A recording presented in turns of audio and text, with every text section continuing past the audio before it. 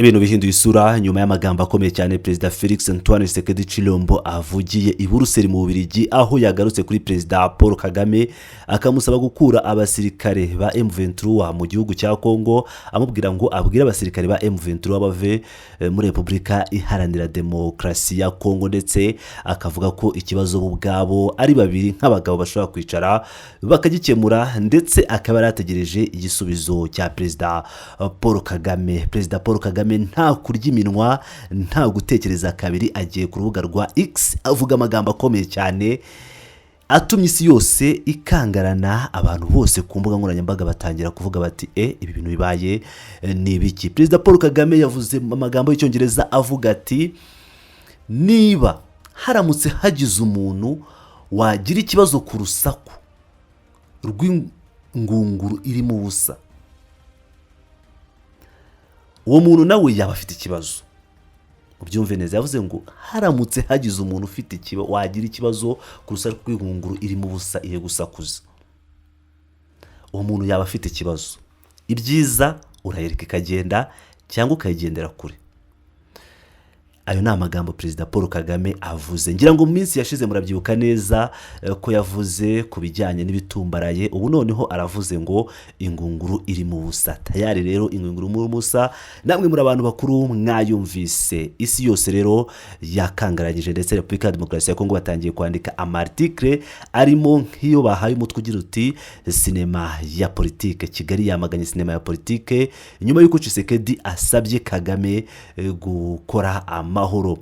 Ibi kandi byatumye Minisitiri w'Ububanyi n'Amahanga w'u Rwanda Bwana Olivier Nduhungirehe nawe avuga amagambo akomeye cyane nyuma y'ibyabereye i Buruseli mu Bubiligi, aho Tshisekedi yatunguye isi yose mu nama yigaga ku bijyanye n'ubukungu, yigaga ku bindi, ariko akazanamo ibintu by'intambara za Kongo. Ariko tubagezeho ibijyanye n'iyi nkuru. Minisitiri w'Ububanyi n'Amahanga w'u Rwanda Olivier Jean Patrick Nduhungirehe yanyomoje bikomeye amagambo ya Perezida wa Repubulika ya Demokarasi ya Kongo Felix Antoine Tshisekedi Tshilombo ku mugoroba wo kuri uyu wa kane, nyuma y'uko Tshisekedi asabye mugenzi we Paul Kagame gukora amahoro y'abanyembaraga mu nama ya Global Gateway Forum yateguwe n'umuryango w'ubumwe bw'Uburayi EU i Buruseli. Umudiplomate w'u Rwanda yavuze ko ibyo Perezida Tshisekedi yakoze ari sinema ya politiki, amushinja gukoresha urubuga rwagenewe ibiganiro by'ubufatanye nk'urubuga rwo gushinja no gutera urwango. Nduhungirehe yavuze ko iyo nama yibandaga ku bufatanye, amahoro n'ubwumvikane, atari urubuga rwo kuvugiramo ku ntambara yo mu burasirazuba bwa Kongo. Ati Perezida Kagame niwe wavuze mbere ya Perezida Tshisekedi, agaragaza ubufatanye hagati y'ubumwe bw'Uburayi na Afurika mu mishinga ifatika. Yatanze urugero rw'uruganda rwa BioNTech rukora inkingo rwafunguwe i Kigali mu Kuboza 2023 ku bufatanye n'ubumwe bw'Uburayi. Minisitiri w'u Rwanda yavuze ko Felix Tshisekedi yifashishije iyo nama kugira ngo avuge ku bibazo by'imbere muri Kongo no gutambutsa amagambo y'ubushotoranyi agamije gukina ku marangamutima y'abaturage be. Yongeraho ko ikibazo cya Kongo gisanzwe gikorwaho mu yindi mibonano cyangwa mu yandi manama atandukanye harimo i Washington no muri Doha, bityo ko iyo nama y'u Buruseli atari igihe n'ahantu habyo. Agaruka ku magambo ya Tshisekedi wavuze ko atigeze bumushotoranyi ku Rwanda, Nduhungirehe yasubije ati ni ibinyoma byambaye ubusa. Yashimangiye ko Tshisekedi mu gihe cyo kwiyamamaza muri 2023 yigeze kuvuga ko azarasa Kigali, azatwika Kigali aturutse Goma, ko yohereje ingabo ku butaka bw'u Rwanda, ndetse ko yakoresheje abacancuro baba Romania, b'Abanyaromani, ubu basimbuwe n'abacancuro b'Abanyakolombia, ngira ngo murabizi.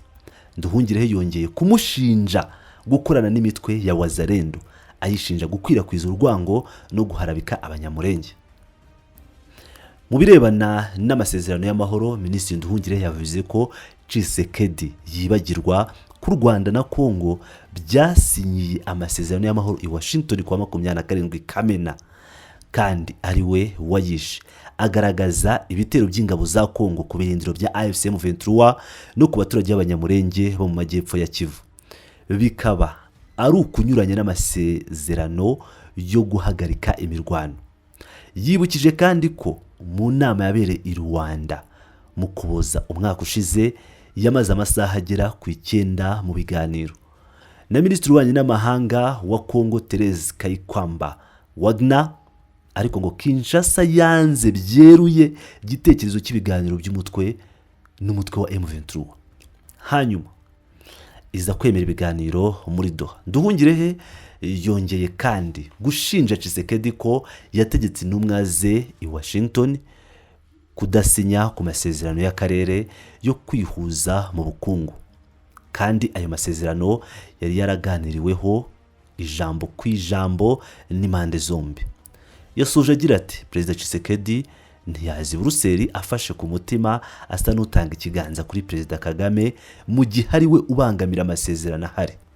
Yongeye hati ibyo yakoze ni sinema ya politike yuzuyemo ibinyoma n'uburyarya ubutagomba kugaragara ku rwego rwa perezida w'igihugu. Ngira ngo mbibutse amagambo Perezida Paul Kagame yigeze kuvuga ati njyewe ndamutse muye na Perezida Tshisekedi namubwira ngo, kandi nzabimubwira, niko Perezida Kagame yavuze ati namubwira nako nzamubwira ko mbabazwa bikomeye cyane no kuba umuntu nkawe ayobora igihugu cyiza nka kiriya. Ngira ngo rero murabyumvira ibijyanye n'ingunguru iri mu busa igenda isakuza. Ngira ngo murumva ko ari ibintu bikomeye cyane. Nk'ibisanzwe rero di Pilot News TV, reka twongere tugaruke ku magambo yavuzwe na Faci Beton. Mon discours avait prévu un plaidoyer et un appel à des sanctions contre ce pays. Vous avez deviné de qui il s'agit. Mu ijambo ryanjye nateguye gusaba ko hashyirwaho ibihano bikomeye kuri icyo gihugu, ndetse murabizi neza uwo mvuga. Ariko kubera ko nabonye Perezida w'u Rwanda kuko ari we mvuga, ndagira ngo bihamirize imbere y'abitabiriye hano iyi nama ndetse n'imbere y'isi yose muri rusange itwumva binyuze ku mbuga nkoranyambaga, kugira ngo nange ubutumwa bwo kunga no gusaba ko duhagarika iyi mirwano. Nyakubahwa Perezida, urabizi neza kuva natorwa muri 2019 ku nshuro ya mbere nagiye gusura abaturanyi bacu bose 9, by'umwihariko u Rwanda n'Ubugande, ibihugu twari dufitanye umwuka mubi, kugira ngo mbasabe gukorana, kwegeranya abaturage bacu n'imiryango yabo mu nyungu z'iterambere n'imibereho myiza yabo. Na rimwe nigeze ngaragaza imyitwarire y'intambara cyangwa y'ubushotoranyi ku Rwanda, ku Bugande cyangwa ku bindi bihugu duturanye 9. Ariko uyu munsi turi mu bihe nk'ibi, twebwe twembi nitwe bonyine dushobora guhagarika imirwano. Ndabivuga mpamya imbere ya Perezida Joao Lourenço uyoboye umuryango wa Afurika yunze ubumwe. Nkaba nshimira by'umwihariko uruhare rwe mu gukemura iki kibazo, kandi nk'uko mubizi yagerageje kugikemura, hafi kugikemura burundu. Ariko n'iby'agahinda kubona ko mutitabiriye iyo nama. Nta mpamvu n'imwe yumvikana kugeza n'ubu sinigeze nyimenya, kandi twari tugeze hafi ku rugero rwa 90% rwo gusubiza amahoro arambye mu karere kacu. Ariko ntabwo rirarenga ngo dukosore ibitagenda neza. Niyo mpamvu mfata uyu muryango n'isi yose ibinyuzeho kugira ngo mbe umuhamya w'ibimvuga. Nyakubahwa Perezida, nakuzaniye ubutumwa bwo kunga no kugira ngo dukore amahoro y'abanyembaraga. Ibyo bisaba ko waha amabwiriza ingabo za M23 zishyigikiwe n'igihugu cyawe kugira ngo zihagarike imirwano imaze guhitana ubuzima bw'abantu benshi cyane. Abacu bapfuye barabarijwe mu bihumbi byinshi imyaka myinshi ishize. Amateka azaducira urubanza.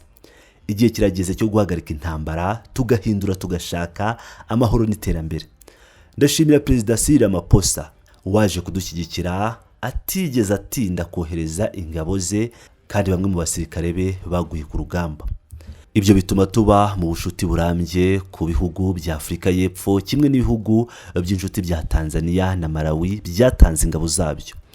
Ariko ntekereza ko uyu munsi Afurika ikeneye gukomeza indi nzira.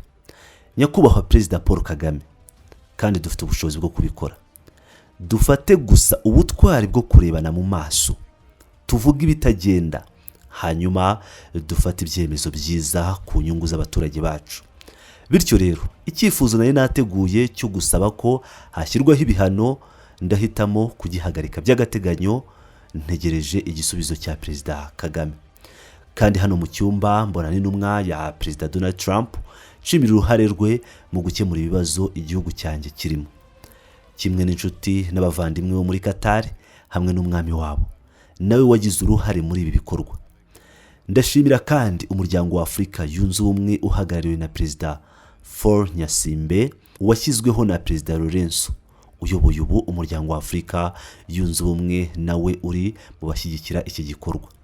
Ntekereza ko ubu butumwa ari icyemezo gihamya ko Repubulika Iharanira Demokarasi ya Kongo atari igihugu gishaka intambara, ahubwo gishaka amahoro nyayo azazana ituze n'iterambere muri aka karere kari ku meza kandi meza cyane ku isi yose, ariko karere k'ibiyaga binini, Region de Grand Lac.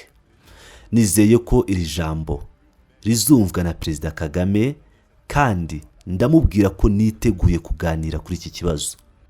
Par le président Kagame, et je lui dis ma disponibilité à discuter de cette situation.